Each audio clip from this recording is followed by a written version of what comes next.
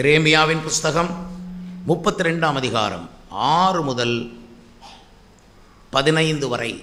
அதற்கு எரேமியா சொன்னது, கர்த்தருடைய வார்த்தை எனக்கு உண்டாகி, அவர், இதோ உன் பெரிய தகப்பனாகிய சல்லூமின் குமாரன் அனாமேயேல் உன்னிடத்தில் வந்து, ஆனதோத்தில் இருக்கிற என் நிலத்தை நீ வாங்கிக்கொள், அதை கொள்ளுகிறதற்கு உனக்கே மீட்கும் அதிகாரம் அடுத்ததென்று சொல்வான் என்று உரைத்தார்.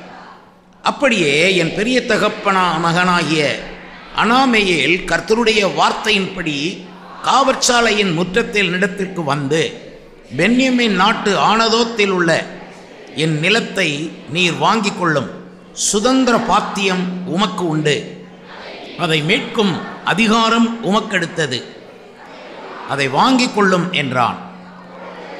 அப்பொழுது அது கர்த்தருடைய வார்த்தை என்று அறிந்து கொண்டேன். ஆகையால் என் பெரிய தகப்பன் மகனாகிய அனாமேயேலின் கையிலே நான் ஆனதோத்தில் இருக்கிற அவனுடைய நிலத்தை கொண்டு அதன் விளைக்கிரயமாகிய 17 சேக்கலிடை வெள்ளியை அவனுக்கு நிறுத்து கொடுத்தேன். நான் பத்திரத்தில் கை எழுத்தையும் முத்திரையையும் போட்டு சாட்சிகளை வைத்து வெள்ளியை திராசிலே நிறுத்து கொடுத்த பின்பு, நான் சட்டத்துக்கும் வழக்கத்துக்கும் ஏற்றபடி முத்திரை போடப்பட்ட கிரய பத்திரத்தையும் திறந்திருக்கிற பிரதியையும் எடுத்து என் பெரிய மகனாகிய அனாமேயேலுடைய கண்களுக்கு முன்பாகவும் கிரயப்பத்திரத்தில் கையெழுத்து போட்ட சாட்சிகளுடைய கண்களுக்கு முன்பாகவும் காவற்சாலையின் முற்றத்தில் உட்கார்ந்திருக்கிற எல்லா யூதருடைய கண்களுக்கு முன்பாகவும் அதை மாசையாவின் குமாரனாகிய நேரியின் மகனாகிய பாரூக்கினிடத்தில் கொடுத்து, அவர்களுடைய கண்களுக்கு முன்பாக பாரூக்கை நோக்கி, இஸ்ரவேலின் தேவனாகிய சேனைகளின் கர்த்தர் சொல்லுகிறது என்னவென்றால், நீ முத்திரை போடப்பட்ட கிரய பத்திரமும் திறந்திருக்கிற பிரதி பத்திரமுமாகிய இந்த சாசனங்களை வாங்கி அவைகளை அநேக நாள் இருக்கும்படி அவைகளை ஒரு மண் பாண்டத்திலே வை. ஏனெனில் இனி இந்த தேசத்தில் வீடுகளும் நிலங்களும் திராட்சை தோட்டங்களும் கொள்ளப்படும் என்று இஸ்ரவேலின் தேவனாகிய சேனைகளின் கர்த்தர் சொல்லுகிறார் என்றேன். இனி நீங்கள் 18வது வசனத்தையும் வாசிக்கலாம். 1000 தலைமுறைகளுக்கும் கிருபை, திரும்ப ஒரு முறை வாசியுங்கள். 1000 தலைமுறைகளுக்கும் கிருபை செய்கிறது. எல்லாரும் உட்கார்ந்து கொள்ளலாம். கர்த்தருடைய வீட்டிலே அவர் நம்மை மகிழ பண்ணுவார். கர்த்தருடைய வீட்டிலே செய்யப்படும் ஜபங்களெல்லாம் அவர் செவி கொடுக்கிறார். மணவாட்டியின் ஜபத்தை அவர் தள்ளாத மணவாளன். இந்த இடத்திலே கர்த்தர் உங்கள் எல்லாரையும், அவரை நம்பி இருக்கிறவர்களை மகிழ பண்ணுவார். தேவன் பேசுகிற தேவன், பேச விரும்புகிற தேவன். ரொம்ப விருப்பப்படுவார் நம்மோடு பேச. கேட்குற நமக்கு இருக்கிற விருப்பத்தை பார்க்கலும் அவருக்கு ரொம்ப விருப்பம் அவர் பேசணும் என்று. அதனால் இருதயங்களை நன்றாய் திறந்து தேவன் என்ன பேசுகிறார் என்பதை கேளுங்கள். கர்த்தருடைய வார்த்தை உங்களை காப்பாற்றும், உங்களை சுகத்தோடு வைக்கும், உங்களுடைய உறுப்புகளை, உங்களுடைய சரீர அவயவங்களை, ஜீரண உறுப்புகளை சுகமாக்கும், உங்களுடைய எலும்புகளை சுகமாக்கக்கூடிய வல்லமை அவருடைய வார்த்தையிலே இருக்கிறது. நீங்கள் நிறைய கனவுகள் உள்ளவர்களாயிருப்பீர்கள், நிறைய விருப்பங்கள் உங்களுக்கு இருக்கும், கனவுகள்லாம் இருக்கும். அந்த கனவுகளெல்லாம் நிறைவேற வேண்டும் என்றால் தேவனுடைய வார்த்தையை கவனிக்க வேண்டும். அது நிறைவேற வைக்கும். அது போதாதென்று தேவன் புதிய தரிசனங்களையும் கனவுகளையும் அவர் கொடுப்பார், அவைகளையும் நிறைவேற்ற பண்ணுவார். அவர் சொல்லிய வசனங்கள் மூலமாக எல்லாவற்றையும் நிறைவேற்றி கொடுப்பார். அதனால தான் வார்த்தையை கவனமாக கவனிக்கணும். வசனத்தை மனப்பாடம் பண்ண வேண்டும். வசனங்களை அசட்டை செய்கிறவர்கள் முன்னேற மாட்டார்கள். அவர்கள் அவமதிக்கிறவர்களை பற்றி பைபிள் சொல்லுகிறது, திருவசனத்தை அவமதிக்கிறவன் நாசம் அடைவான்னு சொல்லியிருக்குது. Respect God's word, love God's word, read and meditate God's word, follow what the word of God says. இப்போ நாம் இங்கே வாசித்த இந்த வசனத்தில் ஒரு பெரிய வாக்குத்தத்தம் அங்கே அடங்கி இருக்கிறது. நான் உங்களுக்கு விளக்கி சொல்லுவேன். அதான் எல்லாம் அந்த பகுதியவே உங்களை வாசிக்க சொன்னேன். நிமிர்ந்து நான் கொடுக்கிற விளக்கத்தை கவனிங்க. எரேமியா தீர்க்கதரிசி அவனுடைய தாயின் கற்பத்திலே தேவன் அறிந்து கொண்டு தாயின் கற்பத்திலே பரிசுத்தமாக்கி அவனுக்கு ஒரு ஊழியத்தை கொடுத்து அவனுக்கு நிறைய விஷயங்களை தரிசனத்தில் காண்பித்து அவனை புலம்பலின் தீர்க்கதரிசியாய் அழுது அழுது அழுது முறையிடுகிற ஒரு தீர்க்கதரிசியாய் ஜனங்களுடைய பாவங்களுக்காக அவர்களுடைய காயங்களுக்காக அவன் மனம் கசந்து அழுது மன்றாடுகிற தீர்க்கதரிசியாக அவன் இருந்தான். அவனுடைய தாய் 7 பிள்ளைகளை பெற்றெடுத்த தாய் களைத்து போனாள், பின்பு மரித்து போனாள். ஆகவே தாய் இல்லாத பிள்ளைதான் இந்த எரேமியா. அது மாத்திரமல்ல, அவனுடைய தகப்பனை பற்றி எதுவுமே சொல்லப்படவில்லை. ஆகவே அவனுடைய தகப்பன் இருந்திருக்க வாய்ப்பில்லை, அவரும் காலமாகி இருக்க வேண்டும். எனவே தாயும் இல்லை தந்தையும் இல்லை என்ற நிலைதான் இந்த எரேமியா தீர்க்கதரிசிக்கு. அவன் அப்படி இந்த இஸ்ரவேல் ஜனங்களுக்கு ஒரு அடையாளமாக இருந்தான். தேவன் இஸ்ரவேல் ஜனங்களை ஆசீர்வதிக்க வேண்டுமானால் எரேமியாவை முதலாவது அதை சொல்லுவார். அவனுக்கு எரேமியாவுக்கு சொல்லுவார். சொல்லி அதன் பின் மக்களை ஆசீர்வதிப்பார். தனக்கு ஜனங்கள் மேலே ஒரு வருத்தம், ஒரு கவலை அல்லது ஒரு கோபம் தேவனாய் கர்த்தருக்கு இருக்குமானால் அதை எல்லார்ட்டையும் தெரிவிக்க மாட்டார். அதை எரேமியாவுக்கு தான் தெரிவிப்பார். இதுதான் இன்றைக்கும் அதே முறையில் தான் அவர் செயல்படுகிறார். ஏனெனில் அவர் நேற்றும் இன்றும் என்றும் மாறாதவர். அவர் தன்னுடைய கோபத்தை ஒரு ஆளாவது சொல்லுகிறதில்லை. அந்த அளவுக்கு ஆட்கள் அவருக்கு உரிமை கொடுப்பதில்லை. That's the thing. எல்லாம் அவருக்கு ஒரு திறந்த மனதோடு கூட வாழ்வதில்லை, அரைகுறையாய் வாழ்வதனால். அதனால ஊழியக்காரர்களை அவர் தெரிந்தெடுக்கிறார். எப்படி 6 லட்சம் இஸ்ரவேலர்களுக்கு மத்தியிலே அவர் பேசாமல் அந்த நாட்களில் மோசையை கூப்பிட்டு பேசினார். அவர் மோசையோடு தான் பேசினாரே தவிர மக்களோடு பேசவில்லை. மோசை தான் அதை மக்களுக்கு கொண்டு வந்து விளக்கி சொன்னான். அதுபோலத்தான் எரேமியாவை ஒரு அடையாளமாக வைத்தார். இந்த எரேமியாவுக்கு எதுவுமே இல்லை என்பதாக நாம் நினைப்போம். ஆனால் இந்த கதையை நீங்கள் வாசித்த பகுதியில் உள்ள விஷயத்தை கேட்கும்போது எரேமியா சாதாரண ஆள் அல்ல என்பதை நீங்கள் புரிந்து கொள்வீர்கள். ஒரு நாள் கர்த்தர் எரேமியாவை கூப்பிட்டு அவனோடு பேசுகிறார். நல்லா கேளுங்க. அந்த எரேமியாவை தேவன் கூப்பிட்டு பேசுகிற அந்த சமயம் எப்படிப்பட்ட சூழ்நிலைமை இருந்தது என்பதை 32ஆம் அதிகாரத்தின் 2ஆம் வசனம் நமக்கு ரொம்ப தெளிவாய் காட்டுகிறது. அப்பொழுது பாபிலோன் ராஜாவின் சேனை எருசலேமை முற்றுகை போட்டிருந்தது. எரேமியா தீர்க்கதரிசியோ யூதா ராஜாவின் அரண்மனையில் உள்ள காவற்சாலையின் முற்றத்திலே அடைக்கப்பட்டிருந்தான். பாருங்க, எருசலேம் முற்றுகை போடப்பட்டிருந்தது, எரேமியா அடைக்கப்பட்டிருந்தான். இந்த எரேமியாவை அடைத்து போட்டது யார் என்றால் இந்த பொல்லாத மற்ற கள்ள தீர்க்கதரிசிகள். ஏன்னா இவன் சொல்லுகிறது சரியாக இருந்தது. பொறாமையினாலே கோபத்தினாலே எரேமியாவை முற்றத்திலே கைதியைப் போல, ஒரு வீட்டு கைதியைப் போல அவனை அடைத்து போட்டார்கள். அவன் வெளியே போக முடியாது, தீர்க்க தரிசனம் சொல்ல வெளியே போக முடியாது. அவன் அடைக்கப்பட்டவன்.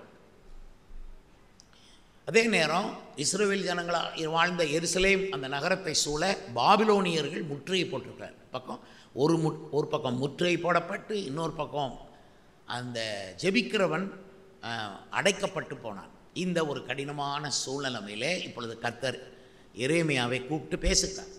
அவன் இன்னும் காவல் சாலையின் முற்றத்தில் இருக்கையில் கர்த்தர் அவனோடு பேசுகிறார். கர்த்தர் பேசுகிறதுக்கு இடம் காலம் இதெல்லாம் ஒன்றும் பார்க்க மாட்டார். எங்கேயும் பேசுவார். நீங்கள் வீட்டில் இருக்கும்போதும் பேசுவார், சபையில் இருக்கும்போதும் பேசுவார், நடக்கும்போதும் பேசுவார், கஷ்டத்தின் நடுவிலே நீங்கள் அடைக்கப்பட்டிருந்த அப்பொழுதும் அவர் பேசுவார். சீசர்கள் அடைக்கப்பட்ட அறைக்குள்ளே இருந்தபோது இயேசு உள்ளே நுழைந்து உங்களுக்கு சமாதானம் என்று அவர் சொன்னார் என்பதை நாம் வேதத்தில் வாசிக்கிறோம் அல்லவா? அதே போல் அடைக்கப்பட்ட இடத்துக்குள்ளே வந்து பேசுகிறவர் நம்முடைய தேவனாகிய கர்த்தர். ஒருவேளை உங்களை சொந்த ஜனம் உங்களை அடைத்து போட்டிருக்கும், அல்லது உங்கள் மேல் விருப்பு கொண்டவர்கள் உங்களை அடைத்து போடுவார்கள். எங்கே அடைப்பார்கள்? அவிசுவாசத்துக்குள் உங்களை அடைத்து போடுவார்கள், அவநம்பிக்கைக்குள் உங்களை அடைத்து போடுவார்கள், சின்ன ஒரு வாழ்க்கைக்குள் உங்களை அடைத்து போடுவார்கள். ஒரு பக்கம் முற்றுகை, ஒரு பக்கம் அடைப்பு. இதன் நடுவிலே கர்த்தர் இல்லாமல் முடியாது. ஆனால் கர்த்தர் மிகுந்த இரக்கமுள்ளவர். நான் வாசித்த வசனத்தின்படி அவர் 1000 தலைமுறை மட்டும் கிருபை செய்கிற தேவன். 1000 தலைமுறை. அப்படி பார்க்கும் பொழுது எரேமியாவோடு கர்த்தர் பேசுகிற அந்த விஷயம் 1000 தலைமுறைக்கும் ஆசீர்வாதமான ஒரு விஷயமாகும். அது உண்மையானால் இன்றைக்கு இந்த செய்தியை கேட்கிற உங்கள் ஒவ்வொருவரும் தேவனுடைய வீட்டில் வந்து அமர்ந்திருக்கிற சிறியோர் பெரியோர் ஆண்கள் பெண்கள் எல்லாரோடு கூட கர்த்தர் பேசுகிற இன்றைய செய்தி 1000 தலைமுறைக்குரிய செய்தி ஆகும். இதை நீங்கள் நிச்சயப்படுத்திக் கொள்ள வேண்டும். ஏனால் நாம் வாசித்த இந்த வேத பகுதி இருக்கிற அதே வசன பகுதியில் தான் நாம் அதையும் வாசித்தோம். கர்த்தர் 1000 தலைமுறை, அவர் 1000 தலைமுறைக்கும் கிருபை செய்கிறவர் என்று வாசித்தோம். எரேமியா அதை சொன்னான். இங்கே ஒரு அற்புதம் நடந்தது. அதை கொண்டு பின்பு அவன் சொல்லுகிறான், நீர் 1000 தலைமுறை மட்டும் கிருபை செய்கிறவர் என்று. எல்லாரும் சத்தமிட்டு சொல்லுங்கள், கர்த்தாவே நீர் 1000 தலைமுறைகளுக்கும் கிருபை செய்கிறவர். ஹல்லேலூயா. பிரியமானவர்களே, எரேமியாவை அவன் காவல் சாலையின் முற்றத்திலே இருக்கையில் கர்த்தர் அவனை பார்த்து என்ன பேசினார் என்றால், இதோ உன் பெரிய தகப்பன் சல்லூமின் குமாரனாகிய அனாமேயேலின் என்கிறவன் உன்னிடத்தில் வந்து, ஆனதோத்தில் இருக்கிற என் நிலத்தை நீ வாங்கிக்கொள், அதை கொள்ளுகிறதற்கு உனக்கே மீட்கும் அதிகாரம் அடுத்தது என்று சொல்லுவான் என்று உரைத்தார். கர்த்தர் அந்த காவல் சாலையின் முற்றத்திலே எரேமியாவோடு பேசின அதே விஷயத்தின்படி அடுத்த நாள் அப்படியே என் பெரிய தகப்பன் மகனாகிய அனாமேயில் கர்த்தருடைய வார்த்தையின்படி காவல் சாலையின் முற்றத்தில் என்னிடத்திற்கு வந்து, பென்யமீன் நாட்டு ஆனதோத்தில் உள்ள என் நிலத்தை நீர் வாங்கிக் கொள்ளும் சுதந்திர பாத்தியம் உமக்குண்டு, அதை மீட்கும் அதிகாரம் உமக்கு அடுத்தது, அதை நீங்கள் வாங்கிக் கொள்ளும் என்றான். அப்பொழுது அது கர்த்தருடைய வார்த்தை என்று அறிந்து கொண்டேன் என்று எரேமியா சொல்கிறார். முதலாவது கர்த்தர் பேசினார், இப்படி ஒருவன் வருவான், அது யார்? உன் பெரிய தகப்பன், ஒரு நிலத்தை குறித்து உன்னிடத்தால சொல்லுவான் என்று கர்த்தர் பேசுகிறார். அதே போல் இன்னும் அவனுடைய பெரிய தகப்பனுடைய மகன் வருகிறான், வந்து அதே வார்த்தையை சொல்லுகிறான், அதை மீட்கும் அதிகாரம் உமக்கே உரியது, நீர்தான் அதை மீட்டுக்கொள்ள வேண்டும் என்று ஒரு நிலத்தை பற்றி எரேமியாவுக்கு சொல்லுகிறான். அப்படி சொல்லும்போது அது கர்த்தருடைய வார்த்தை என்று எரேமியா அறிந்து கொண்டான். பாருங்கள், கர்த்தர் உங்களோடு சில விஷயங்களை பேசலாம், அல்லது யாரோ ஒரு ஊழியக்காரர் உங்களோடு சில விஷயங்களை கர்த்தர் உனக்கு இதை செய்வார் என்று சொல்லலாம். ஆனால் அது கர்த்தர் தான் சொன்னாரா என்கிறதை நீங்கள் உறுதி செய்யும்படிக்கு இது போன்ற ஆவிக்குரிய சபையிலே நீங்கள் வந்து பலிபீடத்திலே கவனத்தை வைப்பீர்களானால், பலிபீடத்திலிருந்து அதே வார்த்தைகள் திரும்ப வெளிப்பட்டால் அவர்கள் சொன்ன வாக்குத்தத்தங்களோ தீர்க்க தரிசனங்களோ சரியாக நிறைவேறும். அது தேவனால் உண்டாயிற்று என்று நீங்கள் அறிந்து கொள்ளலாம். ஏனெனில் சில விஷயங்கள் தேவனால் உண்டாகாது. மனுஷன் தன் மனதிலிருந்து உங்களுக்கு வாழ்த்தை சொல்லுவான், வாக்குத்தத்தம் சொல்லுவான், நன்மைகளை பேசுவான். இப்படி தமிழ்நாட்டில் நிறைய ஊழியக்காரர்கள் இருக்கிறார்கள். அவர்கள் விசுவாசிகளை, கிறிஸ்தவர்களை நோக பண்ண விருப்பம் இல்லாமல் அவர்களை பிரியப்படுத்துவதிலேயே கவனம் செலுத்தி, அப்பொழுதுதான் அவர்கள்ட்ட நல்ல பேர் வாங்கலாம் என்று அவர்கள் ஆட்களை பிரியப்படுத்துவதிலேயே கவனம் செலுத்துவார்கள். ஆட்கள் பரிசுத்தப்படுவதோ, அவர்கள் ஒழுங்குக்குள் வருவதோ, அவர்கள் தேவனோடு உடன்படிக்கை பண்ணுவதோ, பரலோக பிரஜையாகவும் தேவ சபையின் அங்கத்தினராகவும் அவர்கள் மாற வேண்டும் என்ற எண்ணம் இல்லாமல் மக்களை சும்மா அப்படி பிரியப்படுத்தி வாழ்கிறவர்கள் தீர்க்க தரிசனங்களை சொல்வார்கள். இவர்கள் ஆதாரமற்றவர்கள். இவர்கள் சொல்லும் தீர்க்க தரிசனங்களை நம்பி ஒருவரும் முன்னுக்கு வந்தது இல்லை. மேடையிலே அது அலங்காரமாக இருக்கும், ஆனால் நடைமுறையிலே வாழ்க்கையிலே அது அலங்காரமாக இருக்கவில்லை. மக்கள் படும் அவதி அந்தந்த பாஸ்டருக்கு தான் தெரியும். கர்த்தருக்கு ஸ்தோத்திரம். உங்களை பெற்றெடுத்த தாய் தந்தை போல இருக்கிற பாஸ்டருக்கு தான் மக்களுடைய அவதி நல்லா தெரியும். அவங்க கடினங்கள் கலக்கங்கள் தெரியும், வாழ்க்கை முறை தெரியும், ஹவு தே க்ரோ, என்ன மாதிரி விஷயங்களை தோற்கடிக்கப்படுகிறார்கள் என்னெல்லாம் தெரியும். அதனால யாரோ அட்ரஸ் இல்லாதவங்க, அல்லது யாரோ அர்ப்பணிப்பு இல்லாதவங்க, அல்லது யாரோ பொறுப்பற்றவங்க, உங்கள் மேலே கவனம் இல்லாதவங்க, உங்கள் ஆத்மாவுக்கு மேலே உத்தரவாதம் இல்லாதவங்க, அவங்க ஒரு தீர்க்க தரிசனத்தை சொன்னாலும் நீங்கள் அதை முழுசும் நம்பிடக்கூடாது. நீங்கள் பேசாமல் சபையில் வந்து உட்காந்துடணும். அங்கே உங்கள் சபையிலேருந்து தேவன் பலிபீடத்திலிருந்து கொடுக்குற வார்த்தை, அப்போ தான் அது நேற்று பேசினது கர்த்தரால் உண்டானது என்று அறிய இங்கே ஒரு கன்ஃபர்மேஷன் உங்களுக்கு வேணும். அதனால தான் சபையில் வந்தால் என்றைக்குமே நீங்கள் நல்லா ஜெபம் பண்ணுவீங்க, நல்லா வசனம் கேட்பீங்க, ஆனால் ஒரு கன்ஃபர்மேஷனும் உண்டாகும். இன்றைக்கி கர்த்தர் உங்களுக்கு கன்ஃபர்மேஷன் கொடுக்குற ஒரு நாள், உங்களை அவர் ஏற்றுக்கொண்ட நாள், உங்களை அங்கீகரிக்கிற நாள். நீங்கள் செய்கிறதெல்லாம் குறித்து நான் சந்தோஷப்படுறேன்னு கர்த்தர் சொல்கிறார். உன்னுடைய வாழ்க்கை எனக்கு திருப்தியாக இருக்குது, you are following my foot steps, என்னுடைய அடிச்சூடுகளை நீ பின்பற்றுகிறாய் என்று இங்கே வந்திருக்கிறவர்களோடு கூட கர்த்தர் பேசுகிறார். நீர் ஊர் உலகத்தை பின்பற்ற நீ பிரியப்படுத்த நீ வாழவில்லை, நீ என்னை பிரியப்படுத்த வந்திருக்கிறாய் என்று உங்களை குறித்து கர்த்தர் பிரியமாய் சொல்லுகிறார். ஆகவே இப்படித்தான் எரேமியாவோடு வந்து ஒரு கர்த்தரும் பேசினார், அவனுடைய பெரிய தகப்பனுடைய மகனும் வந்து பேசுகிறார். Same thing. எரேமியாவுக்கு தாய் இல்லை சொன்னேன், 7 பிள்ளைகளை பெற்றெடுத்த அந்த அம்மா இறந்து போச்சு, தகப்பனை பற்றி தெரியலை. ஆனால் எரேமியாவோட பெரிய தகப்பனை பற்றி இங்கே வருது. அப்போது நமக்கு தெரியாத சில விஷயங்கள் இருக்கத்தான் செய்யுது. எரேமியாவுக்கு யாரும் இல்லைன்னு நினைக்காதீங்க, அவன் ஒரு அனாதைன்னு நினைக்காதீங்க. அவனுக்கு ஒரு பெரிய தகப்பன் இருந்திருக்காரு. அந்த பெரிய தகப்பன் கிட்டத்தில் எரேமியாவுக்கு சேர வேண்டிய ஒரு நிலம் இருந்திருக்கு, ஒரு போர்ஷன் ஆஃப் லேண்டு. உடனே கர்த்தர் சொல்கிறாரு, அவனே வருவான், வந்து அந்த நிலத்தை நீ வாங்கிக்கோ, அதை மீட்கும் அதிகாரம் உனக்கே உரியது என்று சொல்லுவான் என்று கர்த்தர் சொன்ன அதே மாதிரி அவன் அங்கிருந்து வந்த. கர்த்தர் உங்கள்கிட்ட ஒன்று சொல்லுவாருன்னா, இப்போ பெரியப்பா உள்ளத்திலையும் பெரியப்பா மகன் உள்ளத்திலையும் கர்த்தர் பேசி அவங்கள வர வைப்பார். முதலாவது கர்த்தர் உங்களோடு பேசணும். அல்லேலூயா, அல்லேலூயா. இந்த விஷயம் உங்களுக்கு விளங்குதான் என்னமோ. நீங்கள் பெரியப்பாவை பற்றி கவலைப்பட தேவையில்லை, இயேசுவை பற்றி தான் கவலைப்படணும். நமக்கு எல்லாருக்கும் பெரியப்பா இயேசு ஒருவர் தான், கர்த்தருக்கு. அப்போது அவர் நமக்கு வாக்கு கொடுப்பார். நமக்கு இது உனக்கு பண்ணுவேன்னு வாக்கு கொடுத்தா இது நமக்கு எங்கேருந்து வருமோ அங்கேயும் போய் பேசுவார். கர்த்தருக்கு ஸ்தோத்திரம். பாருங்களேன், அடுத்த நாள் அந்த பெரியப்பாவுடைய மகன் புறப்பட்டு எரேமியாவுக்கு வந்தான். வந்து இந்த நிலத்தை நீங்கள் வாங்கிக்கோ. அப்போ எரேமியாவுக்கு நிலம் இருக்குன்னு அர்த்தம், அதை அவன் மீட்டு எடுக்கணும், அவ்வளோதான். he has to claim and take it, அவ்வளோதான். மற்றபடி அவனுக்கு இருக்குது. கர்த்தருக்கு ஸ்தோத்திரம். இதே போல் உடனே கர்த்தர் வார்த்தை தான் என்று அறிந்த உடனே எரேமியா போய் அந்த நிலத்தை முடிப்பதற்கு போகிறான். இனி 9ஆம் வசனத்திலிருந்து நீங்கள் வாசித்து பாருங்கள். ஆகையால் என் பெரிய மகனாகிய அனாமேயேலின் கையில் நான் ஆனதோத்தில் இருக்கிற அவனுடைய நிலத்தை கொண்டு அதன் விலைக்கிரயமாகிய 17 சேக்கல் இடை வெள்ளியை அவனுக்கு நிறுத்து கொடுத்தேன். சொல்கிறது எரேமியா.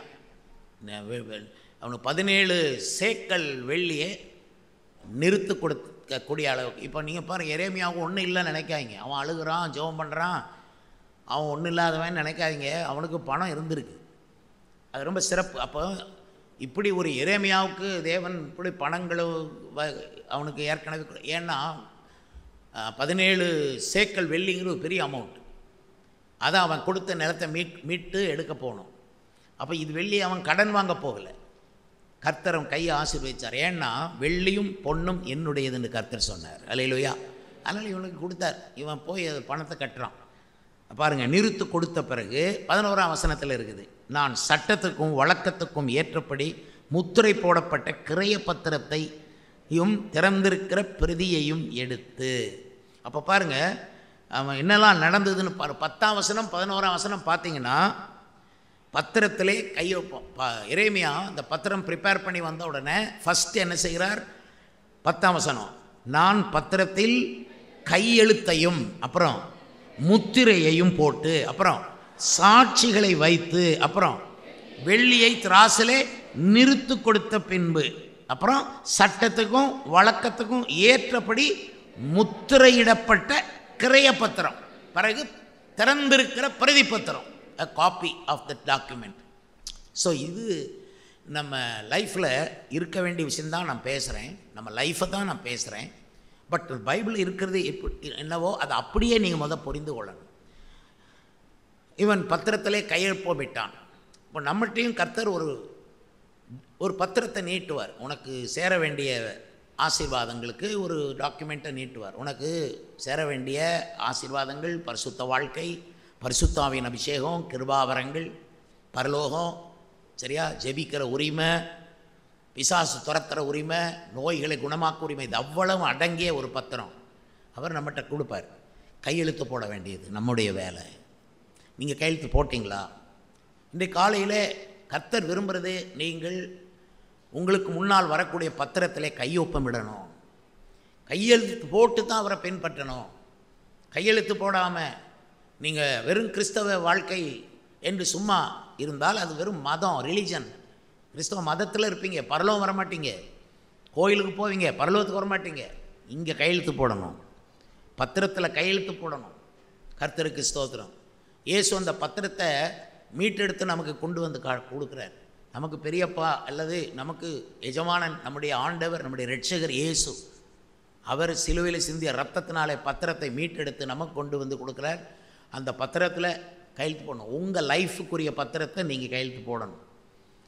நான் இயேசுவை உண்மையாய் பின்பற்றுவேன், நான் பின்வாங்கி போக மாட்டேன், நான் இயேசுவை அல்லாமல் வேறு எதையும் வணங்க மாட்டேன். கையெழுத்து போட்டிங்களா? இயேசுவின் பின்னே போக துணிந்தேன், பின்னோக்கேன் நான் சைன் பண்ணிங்களா? நான் இயேசு கிறிஸ்து காட்டுகிற சத்திய வழியிலேயே நடப்பேன். என் ஊர் மக்களோ சொந்த பந்தமோ காட்டுகிற முறைமைகளின்படி நடக்க மாட்டேன். இந்திய முறைமையின்படி அல்ல, வேத முறைமையின்படி நான் நடப்பேன். கையெழுத்து போட்டிங்களா? இன்றைக்கும் இயேசுவானவர் கையெழுத்து கேட்குறார். பேதுருவை பார்த்தார் கடற்கரையில், என்னை பின்பற்றி வா, உன்னை மனுஷர்களை பிடிக்கிறவர் ஆக்குவேன் அப்படின்னார். உடனே அவன் பின்பற்றி போனான். என்ன அர்த்தம்னா அங்கனே சைன் வாங்கிட்டார்னு அர்த்தம். பிறகு கொஞ்ச நாள் கழித்து அவர்களுக்குள்ள ஒரு குழப்பம் வந்த போது, நீங்களும் என்னை விட்டு போய்விட மனதாக இருக்கிறீர்களா, போகிறதா இருந்தால் பத்திரத்தை கிழிச்சு போட்டு தான் நீங்கள் போகணும். ஏற்கனவே you have signed the document. உடனே பேதுரு சொன்னான், எங்கே போவோம், யாரிடத்தில் போவோம், நித்திய ஜீவ வசனங்கள் உம்மிடத்தில் உண்டு என்றான். அதாவது நான் ஏற்கனவே சைன் பண்ணிட்டேன், இனி நான் எங்கே போவேன்? இயேசுவே உம்முடைய பிள்ளையாய் சைன் பண்ணிட்டேன், உம்முடைய மனவாட்டியாக சைன் பண்ணிட்டேன், உம்முடைய ஊழியக்காரனாக சைன் பண்ணிட்டேன், உம்மையே பின்பற்றும்படி சைன் பண்ணிட்டேன். I have signed in the document, heavenly டாக்குமெண்ட்டில் சைன் பண்ணிட்டேன். நான் இங்கே போவேன், யாரிடத்தில் போவோம் என்று பேதுரு சொன்னான். கர்த்தருக்கு ஸ்தோத்திரம் உண்டாவதாக. இன்றைக்கு உங்களுக்கு முன்னால் கர்த்தர் நின்று சைன் பண்ணியான்னு கேட்குறார். நீ இங்கேயும் அங்கேயுமா வாழ முடியாது. இயேசுன் பின்னால் போக ஒரே வழிதான். நீ ரெண்டு வழியில் நடக்க முடியாது. நீ இயேசுவின் வழியில் நடக்கணுமானா கையெழுத்திட்டு முழு இருதயத்தோடு கையெழுத்து போடு. ஆண்டவருக்கு ஸ்தோத்திரம். அருமையானவர்களே, அப்படித்தான் நம்ம எல்லாரும் கையெழுத்து போட்டு இயேசுனுடைய பாதத்தில் வந்திருக்கிறோம். நம்ம இயேசுவின் மேல் விசுவாசித்த விசுவாசமும் நம்முடைய அர்ப்பணிப்பும் கையெழுத்தாகவே மாறிவிடுகிறது. நான் பல ஆண்டு 1969 வருடம் 68 ஞானஸ்நானம் எடுத்தேன், ரட்சிக்கப்பட்டேன். ஆனால் 69 தான் ஞானஸ்நானம் எடுத்தேன். அது 68 டிசம்பர் 25 ரட்சிக்கப்பட்டது. 69ஆம் ஆண்டு தான் அப்போ நான் ஞானஸ்நானம் எடுத்தேன். 1969 கையெழுத்திட்டேன், இயேசுவை பின்பற்றுவேன். எனக்கு ஊரும் வேண்டாம், உலகமும் வேண்டாம், சொந்தம் வேண்டாம், வேறு எதுவுமே எனக்கு வேண்டாம், பாவம் வேண்டாம், லோகம் வேண்டாம். நான் அப்படி தான் பாட்டெல்லாம் பாடுவேன். பாவம் வேண்டாம், லோகம் வேண்டாம், இயேசு எனக்கு போதும், இயேசு போதுமே என்ற பாட்டு எனக்கு ரொம்ப பிரயோஜனமாக இருந்தது. பொன் பொருள் வேண்டாம், இயேசு போதும், மண்ணாசை வேண்டாம், இயேசு போதும், பாவமே வேண்டாம், இயேசு போதும், இந்த லோகமே வேண்டாம், இயேசு போதும். அந்த அளவுக்கு கையெழுத்து போட்டேன் நான். கர்த்தருக்கு ஸ்தோத்திரம். அந்த கையெழுத்து இன்னைக்கு வரைக்கும் பிதாவுக்கு முன்பாக இருக்குது. அல்லேலூயா. அந்த கையெழுத்து போட்டவங்க தான் அங்கே பரலோகத்துக்குள்ளே நுழைய முடியும். தூதர்கள் வாளியில் நின்று கையெழுத்து இருக்கான்னு பார்ப்பாங்க. நண்பர்களே, இயேசுவுக்கு have you signed for Jesus, இயேசுவுக்காக கையெழுத்து போட்டிங்களா?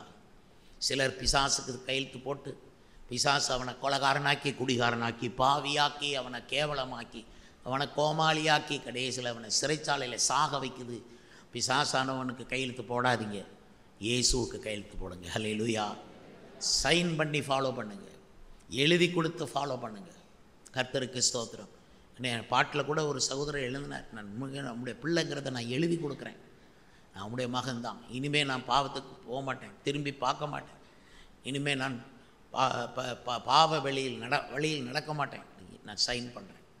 அப்போ பாருங்கள், இப்போ வாசிக்கிறது 10ஆம் வசனம். நான் பத்திரத்தில் கையெழுத்தையும் அப்புறம் முத்திரையையும் போட்டு சீல் பண்ணணும். பொதுவாக ஏன் சீல் பண்ணுவாங்க?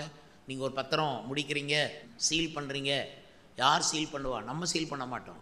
அந்த அரசாங்க முத்திரை, கர்த்தருக்கு ஸ்தோத்திரம். அதுக்கு தான் அந்த டாக்குமெண்ட்டை எழுதுறதே முத்திரை பத்திரத்தில் தான் எழுதுவாங்க. பிறகு அவங்க அரசாங்க முத்திரையை போடுவாங்க. அந்த அரசாங்கத்தில், அந்த நாட்டில், அந்த அரசாங்கத்துக்கு கீழே நீங்கள் ஒரு பெரிய நிலத்தை நீங்கள் முடிவு செய்கிறீங்க. அப்போ நீங்கள் முத்திரை போடணும்.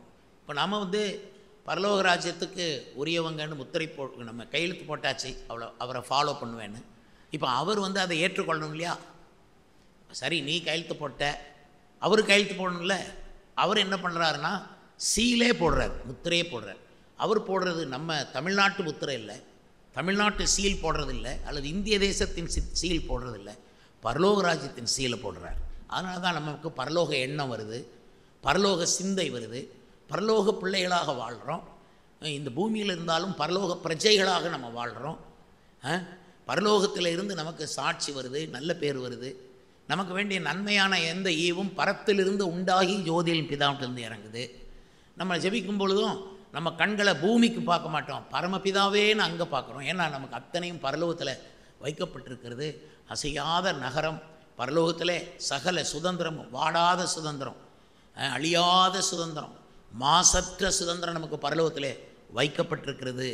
அதனால தான் அந்த சுதந்திரமாகிய கிரயத்தை நீங்கள் செலுத்தணும்.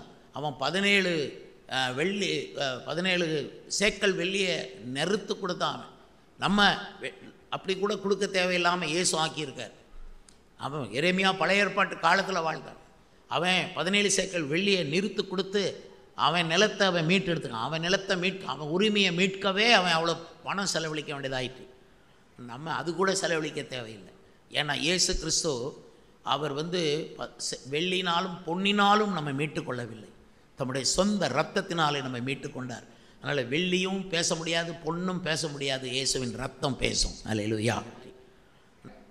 ஆபேலின் ரத்தம் பேசினதை பார்க்கலாம் அதிகமான நன்மைகளை நமக்காக பேசுகிற இயேசுவினுடைய ரத்தம் நமக்காக ஒரு முத்திரை போல இருக்குது. இயேசுவின் ரத்தத்தின் முத்திரை நம்ம நெற்றியிலே, நம்ம இருதயத்திலே, நம்ம பிள்ளைகளுடைய நெற்றியிலே, பிள்ளைகளுடைய இருதயத்திலே போடப்பட்டிருக்கிறது.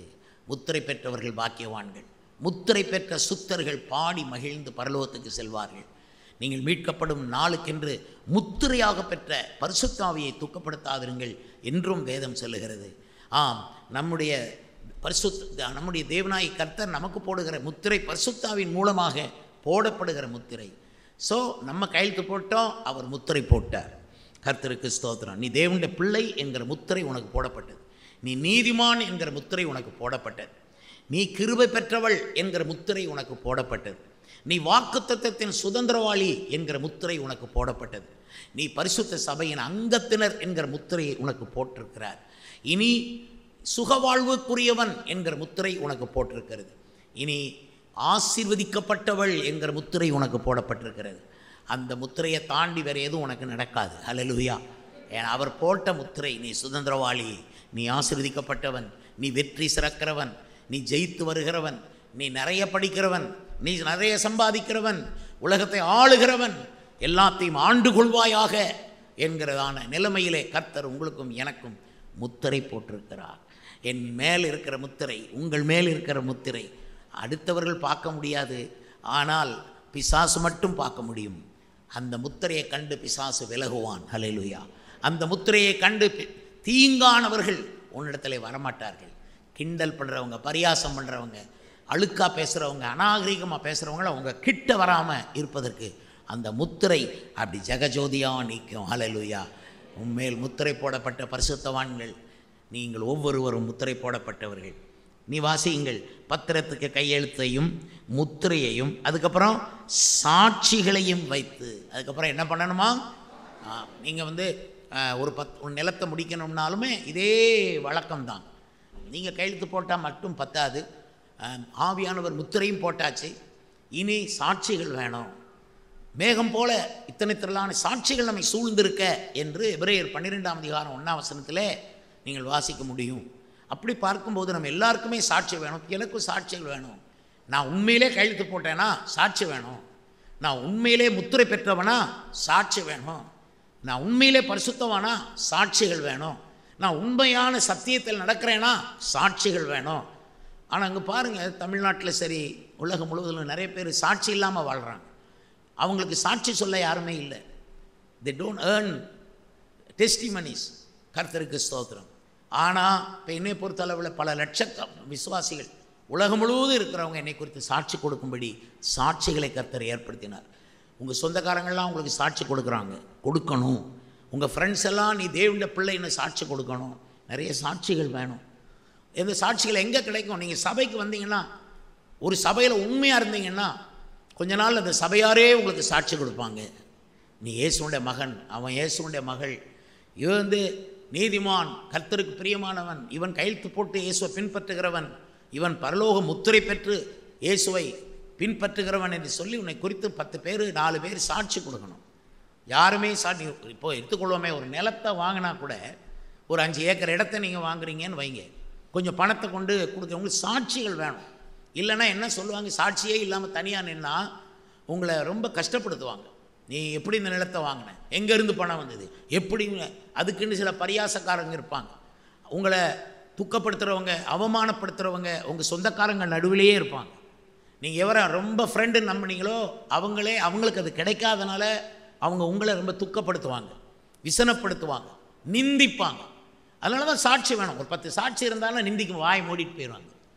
இயேசு கிறிஸ்துவிடத்தில்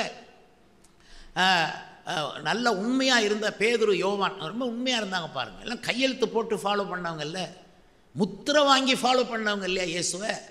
அவங்கள மற்றவங்க யூதர்கள் கொடுமைப்படுத்த பார்த்தாங்க. அப்பொழுது பேதுருவையும் யோவானையும் அவங்க பேசுகிற பேச்சை கேட்டுட்டு அவங்க சொன்னாங்க, இவங்க பேதைகளாக இருந்தால், படிப்பறிவில்லாதவங்க, அப்படி இருந்தும் இவங்க இவ்வளோ நல்லா பேசுகிறாங்கன்னா இவங்க இயேசுவோடு கூட இருந்தவங்க என்று எல்லாரும் அறிந்து கொண்டு சாட்சி கொடுத்தாங்க. ஆமாம், நீங்கள் இயேசுவோடு இருந்த பிள்ளை, நீ இயேசுண்ட பிள்ளைங்கிறத உன் பேச்சு வெளிப்படுத்தும். நீ பேசுகிற முறை, நீ நடக்கிற முறை, நீ மற்றவர்களோடு பழகிற முறையில் ஒரு 10 பேர் 20 பேர் உங்களுக்கு சாட்சி கொடுக்கறதுக்கு இருக்கணும். நீங்கள் சொல்லலாம், பாஸ்டர் நான் நல்லவன், ஆனால் சாட்சி கொடுக்க யாருமே இல்லை, அப்படி சொல்லாதீங்க. ஒரு 10 சாட்சியோடு வரணும். அவங்க சொந்தக்காரங்களை போய் சந்திங்க. கொஞ்சம் அவங்க ஆரம்பத்தில் பரியாசம் பண்ணுவாங்க, தாங்கணும். பரியாசம் யாரும் பண்ணால் தாங்க முடியலன்னு விட்டுறக்கூடாது, பின்வாங்கி போயிடக்கூடாது. உங்கள்கிட்ட பணம் இல்லாட்ட பரியாசம் பண்ணுவாங்க, உடம்புல சுகம் இல்லாமல் போச்சா பரியாசம் பண்ணுவாங்க, உங்களை ரொம்ப அவமதிப்பாக பேசுவாங்க. சரியா? அப்போ நீங்கள் அதெல்லாம் தாங்கணும். இயேசுனாலே தாங்குகிறவர்னு அர்த்தம். அல்லேலூயா. இயேசுவை நம்புனா தாங்குவோம். எவ்வளோ தாங்குவோம்? நாங்களாம் எவ்வளோ தாங்கியிருப்போம், நிந்தை எவ்வளோ தாங்கியிருப்போம், பரியாசங்களை எவ்வளோ எங்கள் முதுகுக்கு பின்னால் அவங்க எத்தனை பேர் பேசியிருப்பாங்க. எங்கிட்ட ஷோ காட்டிட்டு பின்னால் போய் என்ன மாதிரி பேசுனாங்க. அது அவ்வளவு தாங்கிறதுக்கான இதயம் கொடுத்தாரு பாருங்க. அந்த இயேசு தான் நல்லவர். அல்லேலூயா. இயேசுனால தான் தாங்கணும். நாங்கள் எவ்வளவும் மன்னிப்போம், தலையில் கொட்டினாலும் குனிவோம். இயேசுவாக எங்களை நிமிர்ந்து நிற்க பண்ணுற வரைக்கும் குனிறானேன்னு கொட்டாதீங்க, நிமிர்ந்துருவான் ஒரு நாள். அல்லேலூயா. அதனால் நீங்கள் தாங்கணும். இன்றைக்கி பரிசுத்தாவியானோட வார்த்தை, மகளே உன் தாங்க முடியாமல் கஷ்டப்படுறிய, ஏன் உன் கணவர் எதுவும் சொன்னால் தாங்க மாட்டேங்கிற, உன் பிள்ளைகள் எதுவும் சொன்னால் தாங்க மாட்டேங்கிற, ஊரார் எதுவும் சொன்னால் தாங்க மாட்டேங்க. அப்படி இருக்கக்கூடாது. எதையும் தாங்கும் இதயம் உங்களுக்கு வேணும். அல்லேலூயா. எனக்கு பிடித்த பாட்டு, எதையும் தாங்கும் ஒரு இதயம் தாரும், அந்த பாட்டு எனக்கு ரொம்ப பிடிக்கும். அந்த மாதிரி ஒரு இதயம் வேணும். இயேசுவை நம்பியாச்சா இதயம் கல்லாயிரணும். அல்லேலூயா. தாங்குவேன், நீ என்னத்தை சொல்லு, நான் தாங்குவேன். இயேசுவை என்னெல்லாமோ சொன்னாங்க, அவர் அப்படியே தாங்கினார். நீ தேவனுடைய குமாரனே ஆனால் சிலுவிலிருந்து இறங்கி வா, அப்போ நம்புகிறோம் நாங்கள். அப்போ கூட அவர் அங்கே இருதயத்தை கல்லாக்கி இயேசுவை ஃபாலோ பண்ணணும். அல்லேலூயா. சின்ன சின்ன விஷயங்களையும் தாங்க முடியாமல் வீட்டில் துக்கப்பட்டு ஓரமாக சாப்பிடாமல் உட்காந்துக்கிட்டு, எனக்கு தெரியல, யாரோ அப்படி இருக்கிறீங்க. அதனால தான் கர்த்தர் பேசுகிறார். நீ உன் புருஷன்கிட்ட துக்கப்படக்கூடாது. உன் ஒய்ஃப் சொல்கிறது எனக்கு தாங்க முடியாமல் நீ அவதிப்படக்கூடாது. உனக்கு ஏன் கோவம் வருது? தாங்க முடியாதனால தான் கோவம் வருது. அவள் என்ன இப்படி சொல்கிறது? இன்னும் கோவம் வருது. ஏன் கோவம் வருது? உன்னால் தாங்க முடியல. தாங்குற சக்தி நமக்கு இருந்தால் கோவமே பட மாட்டோம். ஆண்டவருக்கு ஸ்தோத்திரம். கோவம் வராது. பரவாயில்லன்ட்டு போயிட்டே இருப்போம். ஏசு கிறிஸ்து உயிரோடு இருக்கிற வரைக்கும் எவ்வளவு நம்ம தாங்கலாம் சார். எவ்வளோ தாங்குகிறோமோ அவ்வளோத்துக்கும் ஒரு பரிசு கர்த்தர் வச்சுருக்கிறார். நீங்கள் தாங்குறவங்களாக இருக்கிறது மட்டுமல்ல, நீங்கள் ஏதாவது பேசணுமானா யார்கிட்ட பேசுகிறீங்களோ அவங்களும் தாங்கும் சக்தி உடையவங்களான்னு யோசித்து பேசுங்க. சில தாங்கும் சக்தி இல்லாதவங்கள்ட்ட போய் நீங்கள் பேசுனீங்கன்னா அவன் துவண்டு போயிடுவான், வருத்தப்பட்டு போயிடுவான், அவனை இடற பண்ணிடுவீங்க, அவன் மனத்தாங்கல் அடைஞ்சிருவான், அப்புறம் குற்றம் உங்கள் மேலே தான் சுமரும். அதனால் அவன் தாங்குவானா, அவன் தாங்குவாளா, நான் இப்படி சொன்ன அவன் தாங்குவானான்னு செக் பண்ணணும். உங்கள் மனைவி தாங்குவாளான்னு தெரியாமல் நீ எப்படி புருஷனாக இருக்க முடியும்? அவள் தாங்குவாளா, இதெல்லாம் நான் சொல்லக்கூடாது, அவள் தாங்க மாட்டா அப்படின்னு அறிஞ்சிருக்கணும்.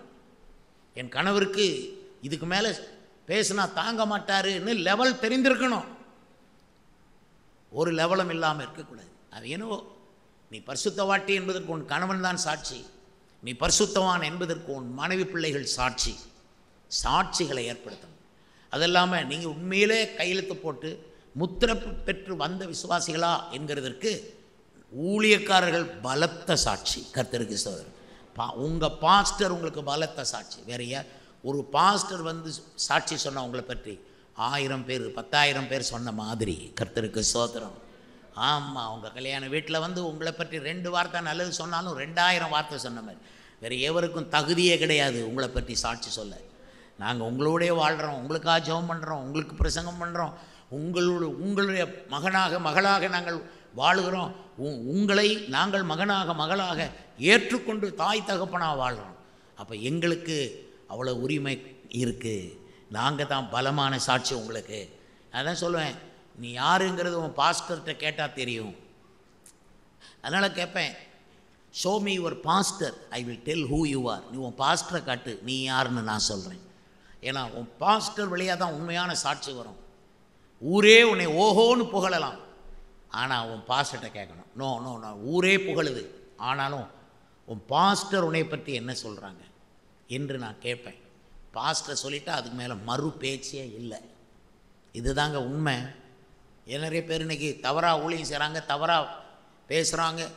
அவங்க சபையில் இருந்ததும் இல்லை, சபைகளை கட்டி எழுப்புனதும் இல்லை, சபையில் ஒரு பயணியர் மினிஸ்டராக அல்லது பயணியர் பாஸ்டராக இருந்ததும் இல்லை.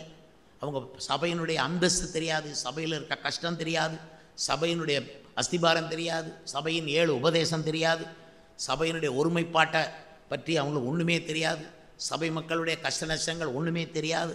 அப்படிப்பட்டவங்க சபையை குறித்து குறைவாகவோ தவறாகவோ பேசினால் அவங்க மேலே பழி போய் சேரும். அது தவறு. அப்படிப்பட்டவங்க நிறைய தமிழ்நாட்டில் உண்டு. ஆனால் உண்மையான சபை சாட்சிகளை நம்பி இருக்குது.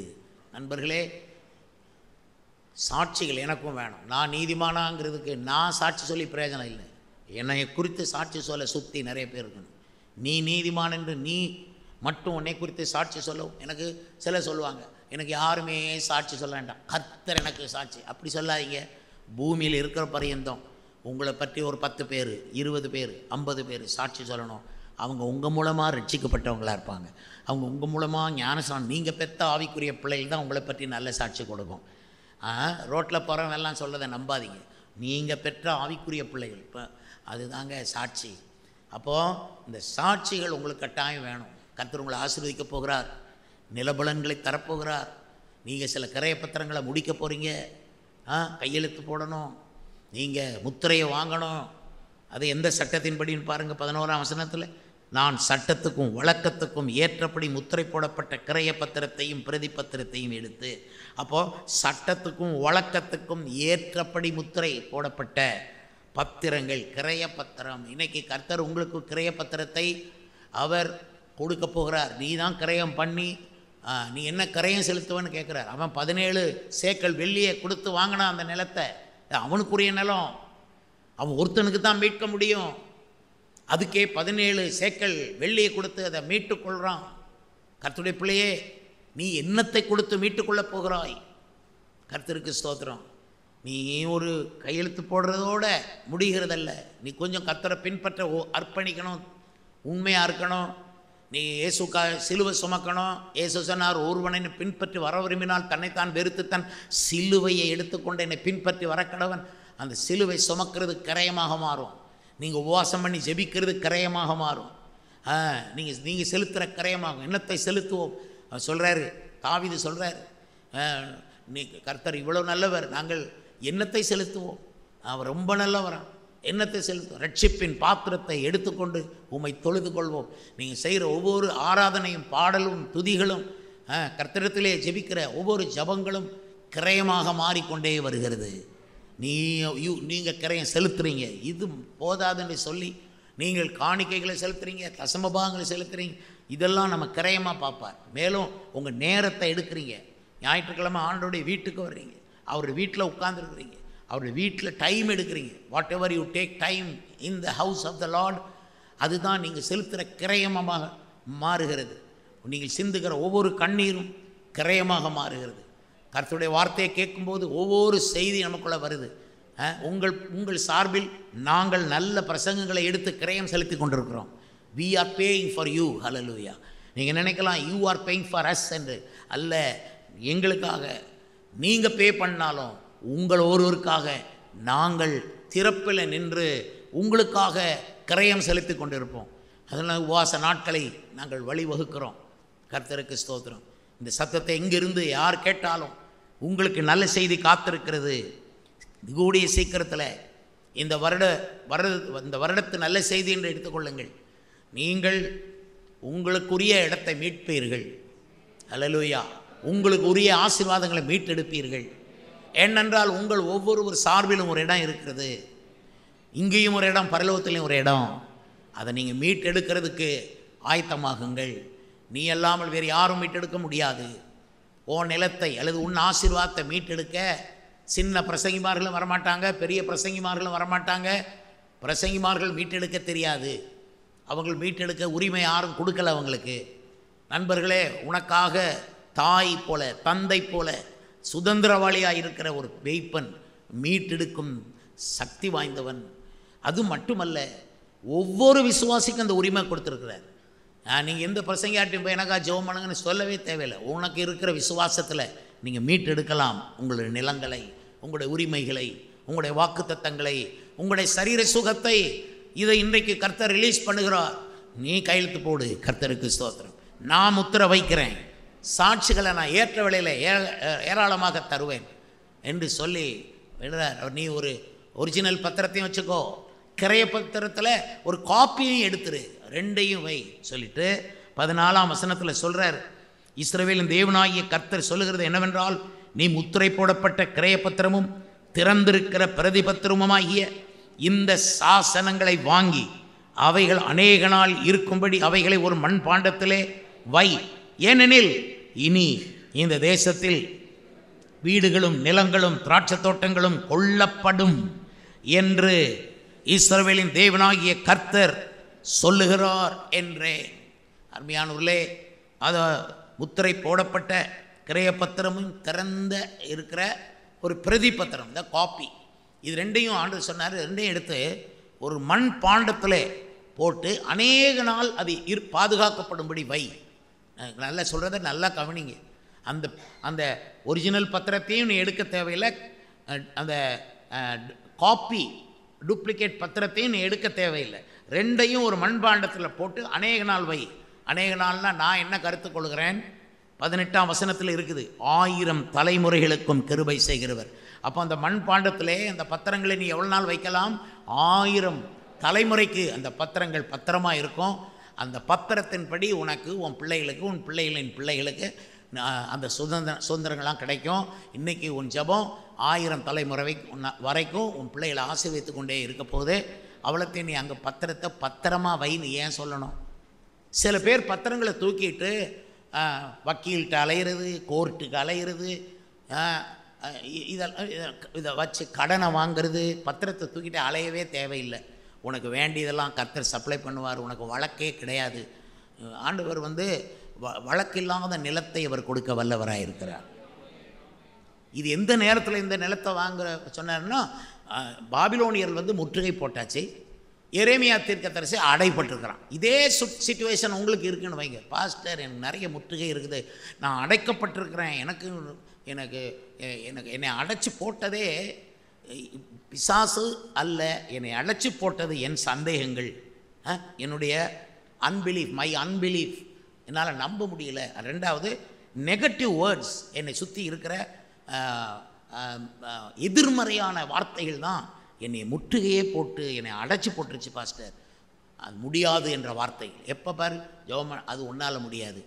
நீ படிக்கணும், அது என்னால் முடியாது. நல்லா சம்பாதிக்கணும், அது முடியாது. உனக்கு என்ன திறமை இருக்குது, நீ எங்கே முடியாது முடியாது முடியாது. சுற்றிலும் முடியாது முடியாது முடியாது முடியாதுங்கிற எண்ணங்கள். இது எதிர்மறையான எண்ணங்கள். இப்போ நீங்களாம் உங்களை செக் பண்ணி பாருங்கள். உங்களுக்கு ஆண்டவர் எவ்வளோ பெரிய சோதனை வச்சுருக்காரு. முடியாது, இது எனக்குரியதில்லை, இது எனக்கு புரியல, இப்படி நெகட்டிவ் திங்ஸாக பேசிட்டு இருந்தீங்கன்னா நீங்கள் முன்னேற மாட்டீங்க. அதுக்கு ஒரு வழி இருக்குது. உங்களுடைய சந்தேகங்களை உடைக்கிறதுக்கு ஒரு வழி இருக்குது. ஒரே ஒரு வழி, உங்களுடைய சுற்றிலும் இருக்கிற இந்த எதிர்மறையான வார்த்தைகளையும் சொற்களையும் சம்பவங்களையும் முறியடிக்கிறதுக்கு ஒரே ஒரு வழி இருக்குது. என்னென்னா, குரலை உயர்த்தி சத்தம் போட்டு இறைச்சலை உண்டாக்குறது தான் ஒரே வழி. இதுதான் நாங்கள் கண்டுபிடிச்சிருக்கிறோம். கர்த்தருக்கு ஸ்தோத்திரம். இது அது முடியாது இது முடியாதுன்னு சொன்னால் உங்களுடைய அவிசுவாசத்தை விட, சரியா, உங்கள் சந்தேகங்களை விட உங்கள் துதியின் சத்தம் பெருகணும், கூட்டணும். அங்கே கூட்டிட்டிங்கன்னா இந்த சந்தேகம் சின்னதாக போய் மறைஞ்சிரும். கர்த்தருக்கு ஸ்தோத்திரம். நான் அதுக்கு தான் கையை தட்டி இயேசுவை சொல்லுங்கன்னு அடிக்கடி சொல்ல காரணம், அது ஒரு சடங்காச்சாரம் கிடையாது. உண்மையிலே உங்களை சுற்றி இருக்கிற எதிர்மறையான சொற்களை உடைக்கிறதுக்கு உங்கள் சத்தம் ஒன்று தான் பிரயோஜனமாக இருக்கும். இதனால தான் ஆண்டவர் இயேசு மகா சத்தமிட்டு கூப்பிட்டு தன் ஜீவனை கொடுத்தார். ஏன்னா அதுக்கே அவருக்கு போராட்டம் இருந்தது. தன் ஜீவனை மக்களுக்காக கொடுக்க கூடாது என்று சொல்லி பிசாசு போராடுறான். ஆண்டவருக்கு ஸ்தோத்திரம். அந்த சிலுவையில் அடிக்கப்பட்டிருக்கும் பொழுது அந்தகார பிசாசு நரகமெல்லாம் வந்து ஃபைட் பண்ணுது. ஏன்னா இயேசு சிலுவையில் மரித்தால் அது உலக மனிதர்களுடைய ரட்சிப்புக்கு ஏதுவாக இருக்கும் என்பதை அறிந்த பிசாசு அவரை வேறு விதமாய் கொள்ளத்தான் முயற்சித்தான். மலையின் மேல் இருந்து கீழே தள்ளி கொள்ள முயற்சித்தான். இனி இது மாதிரி பல மெத்தட். ஏன் இயேசு போன படகுல பெரிய புயலை வரவிட்டான். பெரிய அங்கே அவர் படகுல அயர்ந்த நித்திரையாக இருந்தார். அந்த புயல் வந்ததை, புயலை கிளப்பி விட்டதே அந்த பிசாசு. அதனால தான் இறையாதே அமைதலாயிரு கட்டளை போட்டார். அது தேவனால் உண்டாயிருக்குமானால் அவர் அமைதியாக சொல்லியிருக்கலாம். இது சத்தம் போட்டார், அமைதியாயிரு என்று. ஆண்டவருக்கு ஸ்தோத்திரம். பிசாசு உங்கள் வாழ்க்கையில் புயலை அனுப்ப முடியும், எதிர்ப்பு அனுப்ப முடியும். உங்களுக்குள்ளே இருந்து உனக்கு முடியாது, இது நடக்காது, எல்லா எதிர்மறையான வார்த்தைகளும் உங்களுக்குள்ளேருந்து வர வைப்பான். நீ ஊழியம் செய்ய முடியாது, உன்னை யாரும் நம்ப மாட்டாங்க, உனக்கு ஆத்துமாக்கள், நீ ஒரு ஆளையும் ரட்சிப்புக்குள் நடத்த போகிறதில்லை, நீ சொல்கிற ரட்சிப்பின் சுவிசேஷம் யாரும் ஏற்றுக்கிற மாட்டாங்க, இப்படி சொல்லிகிட்டே இருப்பான். எனக்கு எவ்வளோ எதிர்மறையான வார்த்தைகள். எதிர்மறையான வார்த்தையை சொல்கிறதுக்கு தூரத்துலேருந்து யாரும் வரமாட்டாங்க, பக்கத்தில் இருக்கிறவங்களே சொல்லுவாங்க முடியாது முடியாது. நான் எந்த திட்டத்தை போட்டாலும் முடியாதுன்னு சொல்கிறதுக்கு 4 பேர் எழுப்பி நிற்பாங்க. ஆண்டவருக்கு ஸ்தோத்திரம். அதன் நடுவில் தான் துதியின் கோட்டை திட்டத்தை போட்டோம். அதுக்கும் போய் முடியாதுன்னு சொல்லாமல் அதுக்கு மாறான சகல இடைஞ்சல்களையும் பண்ண பார்ப்பாங்க. ஆனால் இது எல்லாத்துக்கும் மேலே நான் சத்தம் போட்டேன், துதியின் கோட்டையை கொடுக்கிறார் சத்தம் போட்டு வந்துட்டு இல்லை. அல்லேலூயா. துதியின் கோட்டையை ஏன் கேட்பாங்க? இப்படிப்பட்ட ஒரு ஆலயத்தை, இப்படி ஒரு சபையை ஏன் கேட்பாங்கன்னா சத்தத்துக்கு தான். ஆரம்ப காலத்தில் பெந்தகோஸ்த சபைன்னா ரொம்ப சத்தம் போடுற சபைன்னு பேரே இருக்குது. வேறு ஒன்றும் சொல்ல வேண்டாம், போர்டெல்லாம் பார்க்க வேண்டாம். உங்கள் வீட்டு பக்கத்தில் பெரிய சத்தம் கேட்க, அதான் ஆவிக்குரிய சபை, போங்க. அங்கே போனால் தான் உங்களுக்கு பிசாசு ஓடும், நோய் ஓடும், ரட்சிக்கப்படுவீங்க, பரிசுத்தமாக வாழ்வீங்க, அங்கே போங்க. உண்மையிலே நானும் அதுதான் கண்டுபிடிச்சேன். அந்த இரைச்சல் சத்தம். கர்த்தருக்கு ஸ்தோத்திரம். சொல்லுங்கள், நீங்கள் இயேசுவை துதிக்கிற துதி எவ்வளோ இருக்கணும்? உங்கள் அவிசுவாசங்களுக்கு மேலே இருக்கணும். உங்களுக்கு வர சந்தேகங்களுக்கு மேலே உச்சியில் சவுண்டு போடுங்க. உனக்கு குழந்தை பாக்கியமே இருக்காதுன்னு உங்களுக்கு இயற்கை சொல்லும், வயிறு சொல்லும், உங்கள் எல்லாரும் சொல்லுவாங்க. அதை தாண்டி இயேசுவேன்னு சொல்லுங்கள், அது உண்டாயிருக்கும். கர்த்தருக்கு ஸ்தோத்திரம். கர்த்தர் அற்புதமானவர். எத்தனை தலைமுறை? 1000 தலைமுறைக்கு. இன்றைக்கி எங்கே உட்காந்துருக்குறோம்? 1000 தலைமுறைக்கு லாபம் நமக்கு வந்தாச்சு. ஆனால் கையெழுத்து போடு, முத்திரையை வாங்கிக்கோ, சாட்சிகளை வை. எனக்கு யாருமே சாட்சி இல்லை, நான் தனிப்பிறவி, அப்படி சொல்லாதீங்க. அதனால் சபையில் எல்லார்ட்டையும் நல்ல பேர் வாங்கணும், பாஸ்டர்கிட்ட நல்ல உண்மையாக நடந்து கொள்ளணும், உபதேசத்தின்படி நடக்கணும், நடிக்கக்கூடாது, அப்படி தாழ்மையாக இருக்கிற மாதிரியெல்லாம் ஒன்றும் பண்ணக்கூடாது. நீங்களாக இருங்க, ஓப்பனாக இருங்க, ஃபீல் ஃப்ரீ. இந்த சபைக்குள்ளே வரும்போது நீங்கள் தாராளமாக வந்துங்க, சந்தோஷமாக வாங்க, உங்கள் வீட்டுக்கு வந்த மாதிரி வாங்க. பாஸ்டர்கிட்ட பேசும்போது யாரோ அதிகாரி அப்படி பேசாங்க, உங்கள் அண்ணன் மாதிரி பேசுங்க, உங்கள் தம்பி மாதிரி பேசுங்க, உங்கள் மகன் மாதிரி பேசுங்க, உங்கள் அப்பா மாதிரி நீங்கள் பேசுங்க. அந்நியர்கிட்ட பேசுகிற மாதிரி நடுங்கிட்டு பேச தேவையில்லை. ஆனால் என் பிள்ளைகளை எங்கள் வீட்டில் போகணுன்னு நடுங்கிட்டா இருக்காங்க, தோளில் மேறி ஏறி உட்காந்துக்கிடுவாங்க. நீங்கள் உட்காராங்க தாங்க மாட்டேன். ஆனால் உரிமையோடு நீங்கள் பேசணும். அவங்க பாஸ்டர்கிட்ட உரிமையான நீங்கள் பேசணும். எதையும் ஒழிச்சு வைக்காங்க. எப்படி சொல்ல முடியாது அப்படி யோசிக்காங்க. நீ எங்கிட்ட சொல்லாமல் வேறு எவர்கிட்ட சொல்லி நீ நல்ல வாழ்க்கை வாழ்ந்துட போகிற? பாஸ்டர் மாட்டி சொல்லு. சில பாஸ்டர்கிட்ட சொல்லிடுறாங்க, அவன் ஊரெல்லாம் சொல்லிடுவாங்க. உங்கள் கதைகளை, உங்கள் ரகசியங்களை வெளியில் சொல்லிடுவாங்க, மைக்கில் சொல்லிடுவாங்க. அதெல்லாம் வேண்டாம். கர்த்தருக்கு பயந்து உண்மையாக இருக்கிற உங்களுக்காக திறப்பில் நிற்கிற உங்கள் பாஸ்டர்கிட்ட சொல்லலாம். ஆண்டவருக்கு ஸ்தோத்திரம். பயப்படாதீங்க. எனக்கு தெரியாது, இந்த வருஷத்தில் உங்களில் நிறைய பேர் நிலங்களை முடிக்க போகிறீங்க. கர்த்தருக்கு கிரயங்கள் பத்திரங்களை போட போகிறீங்க. நீங்கள் வீடுகளை கட்டி அதில் வாழ போகிறீங்க. பாபிலோன் ராஜா நினச்சி உங்களை முற்றுகையை உடைச்சி தள்ளிடுவார். நேபுகாத்நேச்சாரை அழித்து போட்டார் கர்த்தர். அதே மாதிரி உங்களுக்கு வரக்கூடிய எதிர்மறையான சொற்களையோ ஆட்களையோ இடைஞ்சல் பண்ணுறவங்களையோ மாற்றி போட்டு உங்களுக்கு நிலங்கள் கிடைக்க பண்ணுவார். இந்த பாரதலத்தின் சொந்தக்காரர் பேசுகிறார், உனக்கு ஒரு இடத்தை கொடுப்பேன், நீ வீடு கட்டுவாய். அதான் அந்த வசனம் முடியும் போது வருது. நீ எங்கேயும் போன்ற கிரய பத்திரமா வை. இனிமேல் உன் நிலத்து மேலே ஒரு கேஸும் வராது. உன் நிலத்து மேலே நீ கேஸ் வந்து பத்திரத்தை எடுத்துகிட்டு ஒவ்வொரு கோர்ட்டாக அலைய தேவையில்லை. பத்திரத்தை நீ மண்பாண்டத்தில் போட்டு வை.